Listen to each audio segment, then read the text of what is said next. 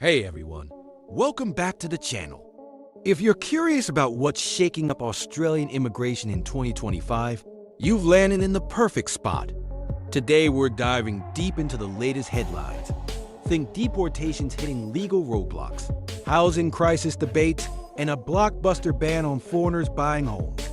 This is hot stuff, so grab a snack, smash that like button, and let's get into the Australian immigration news as of February 26, 2025. All right, let's kick things off with some high-stakes drama. Just yesterday, on February 25th, the Australian government hit a major snag in its plan to deport 3 non-citizens to Nauru. These folks are part of the NZYQ cohort, about 280 people, who were released from detention last year after the High Court ruled that locking them up indefinitely was illegal if deportation wasn't an option. The government thought, no worries, we'll send them to Nauru. That's where Australia has a processing center. But boom, urgent applications to the High Court and Federal Court stopped it dead in its tracks. Home Affairs Minister Tony Burke isn't backing down though. He says he's confident deportations will happen soon. This cohort includes people with complex cases, some reportedly with criminal histories. So it's sparking big debates. Is this the right move, or is it too tough? I'm curious what you think. Drop your thoughts in the comments. Next up, immigration's been lighting up the airwaves. This week, Prime Minister Anthony Albanese took the hot seat on a BC's QA. And let me tell you, the questions were flying. With Australia's population now over 27 million, thanks largely to immigration, people are freaking out about the housing crisis. Rents through the roof. Buying a home? Feels like a pipe dream for many. And don't get me started on the pressure on hospitals, schools, and even traffic. Albanese tried to calm the storm, promising a balanced approach to immigration while keeping the economy humming. He pointed out that migrants keep industries like healthcare and construction alive. But not everyone's buying it. Over on X, formerly Twitter, people are posting like crazy. Some say big businesses and universities are raking in profits from high migration and don't care about the fallout. Others, they're just tired of packed trains and no rentals. It's a messy tug of war.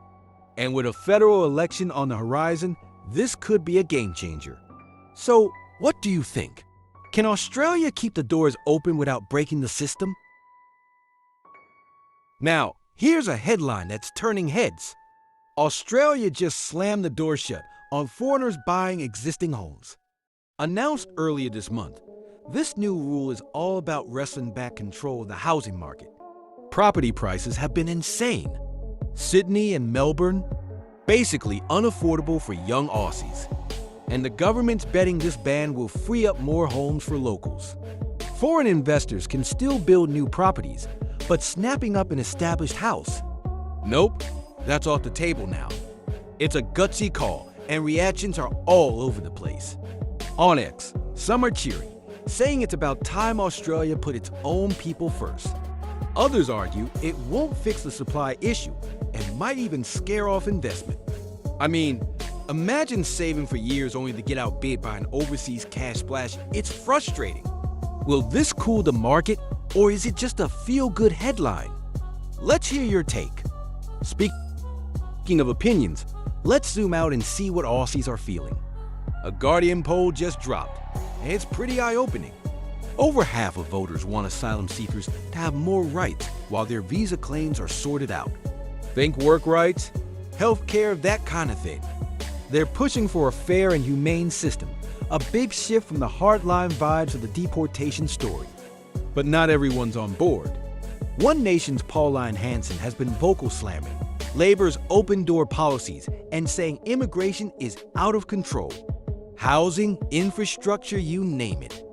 She's got her supporters too, especially in regional areas feeling the squeeze. Meanwhile, posts on X show this divide loud and clear. Some want compassion, others want tighter borders.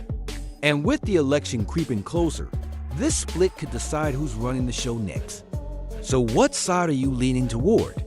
And there you have it, the latest Australian immigration news for February 2025. From courtroom showdowns to housing bans and some fiery public debates, it's a wild ride down under right now. I want to hear from you. What's your take on all this? Pop it in the comments below.